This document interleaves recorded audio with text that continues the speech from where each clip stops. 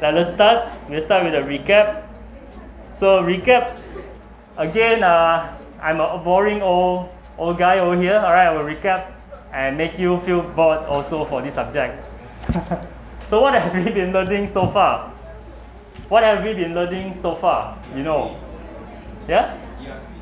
ERP system. Oh, that one tutorial, right? Supposedly that one we simulate it as an ERP system, but it's a accounting system. Somehow, right?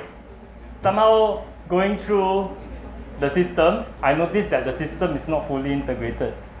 If you notice there's some part you have to do 2 times. You have to re-enter again 2 times. So ERP system, the concept is everything integrated. You don't have to do things again. Right, that's the main purpose of ERP system. However, it's free, so cannot say much about it, right? And also in reality, in practice also, we will not have fully integrated system in the company also. Right, in the company, all the information is not fully integrated also in reality. But in theory, we say ERP system is a fully integrated system. In a company, you will find that it is not true. Somehow there is some holes between the functions that is not fully integrated. So here, let me recap. We learn over here a business, right? We learn over here in a business. Basically, we have these 2 things, right? In a business, what happened in the business? In a business,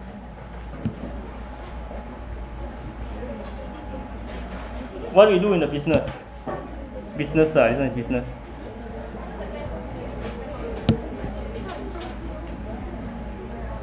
So in a business,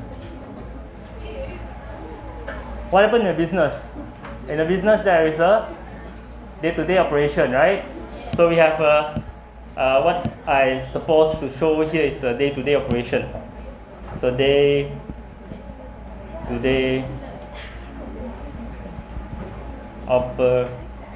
operations.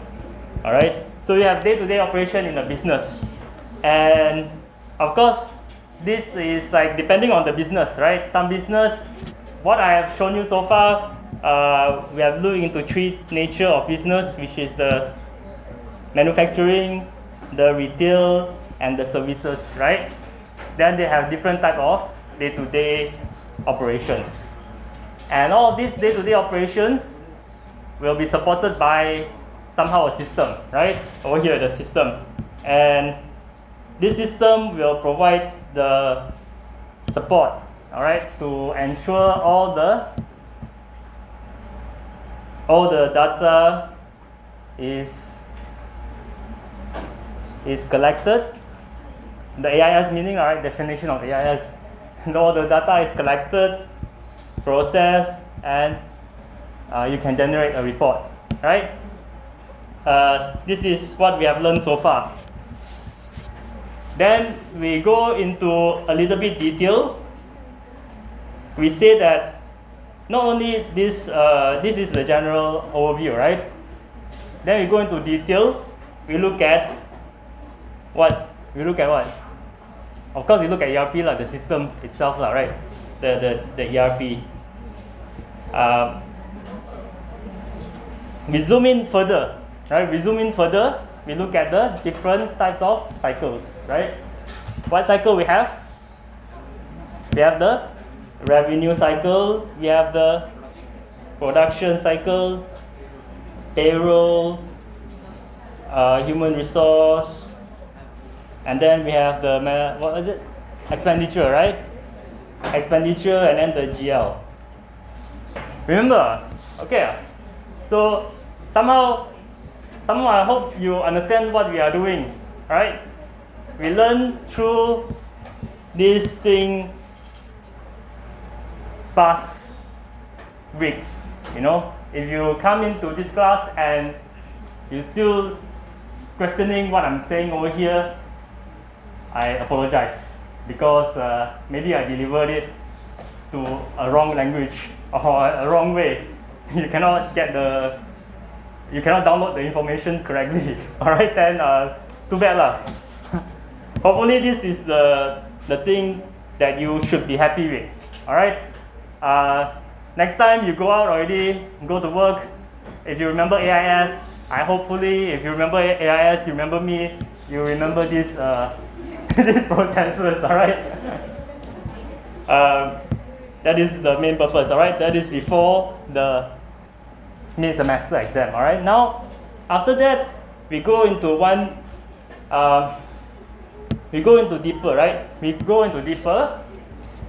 All of these process, okay? We learn each of the stages, right? Stages, or we call it activities, right? These are all the cycles. This is cycle of the business process. All right, this is the cycle of the business processor. All right, and then each of this cycle, you have different what we call activities. There's different activities, right? Different activities in the processes, and then we going through all the activities. Then we go and learn about the threads, right? We learn about the threads, right? You remember or not? Yes. Right. We don't go out of board, you know. The whole subject is very interesting one. If you see how business work, how the information system inside it support the main system, then we learn the activities inside there.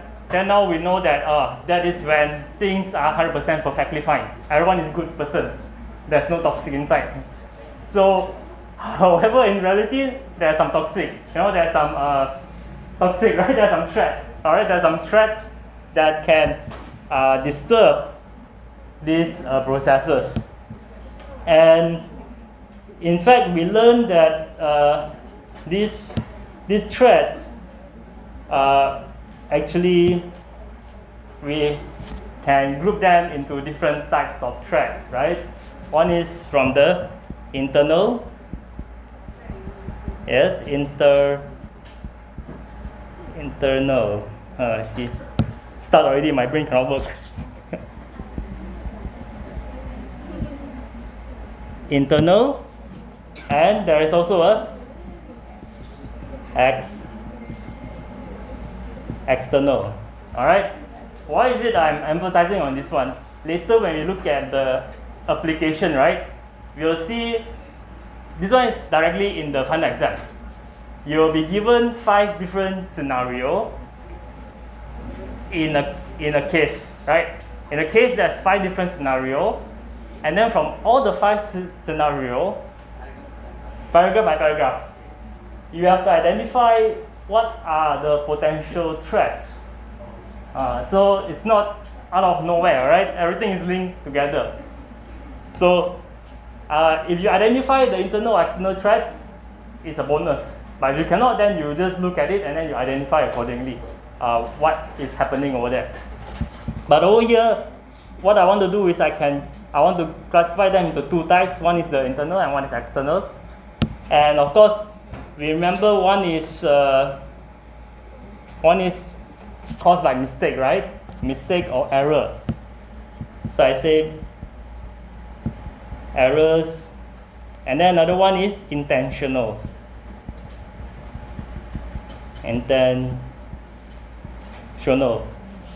So intentional, we FRAUD, right? Fraud, right? One of the example is fraud, right? You intentionally, you want to what you want to do is you want to violate or you want to sabotage the processes. Okay. Then you got the fraud over here.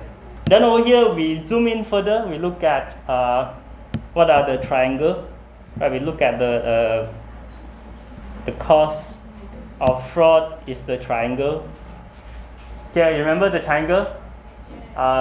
There was it because of the What is the triangle?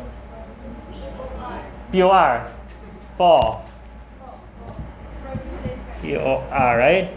We got the P is the pressure, right? O is the opportunity, and R is the rationale. This part, right? This part you will learn it further in more detail in the audit class. In fact, this second part of the subject of the AIS, right, closely relate to the audit, internal audit. We are doing internal audit now, in a way, but we focus on the system. But that doesn't bring us not out of the part where the system is not involved. Right? Anything that poses threats to the process, okay, will capture them. So what we go further, we look further down into what? We look further down into the computer threats, right? That's computer fraud. That's what the purpose of this subject, right? We look into the computer fraud. We zoom down even further. And in this computer fraud, we talk about cyber crime, yeah. And so on. There's a different example over here that you can look at it. External is those that is like hackers, those they are scammers. Mostly we highlight the external that is related to the computer, right? However, there is also case where there is non-computer. Non-computer also exists, right? Non-computer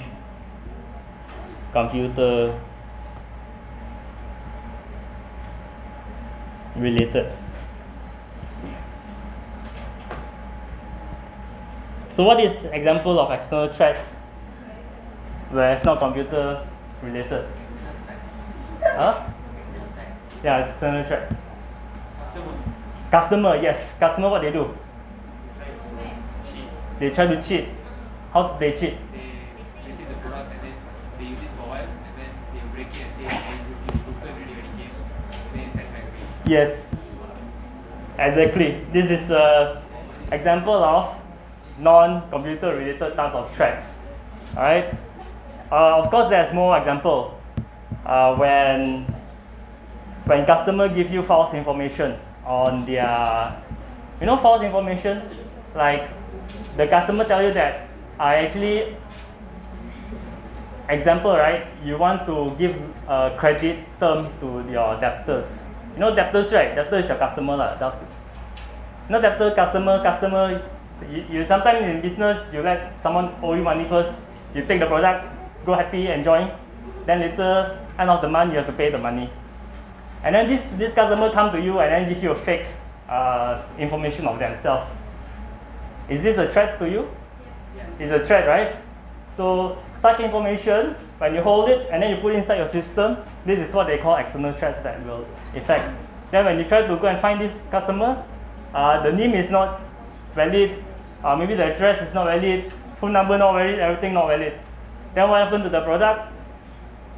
Gone, right?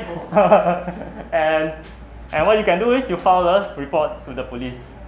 Okay, no, are you with me? Okay, but that is what happened if we are not careful, alright? Then you got the risk over here, alright? Always they say threat and risk are related. But we'll look at the risk more further, not in this subject, in the audit subject, risk and assurance, right?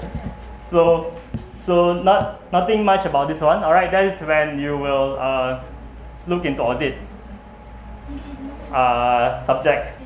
But what I want to go now is this one. Let me just stop this one, alright? Finishing the recap.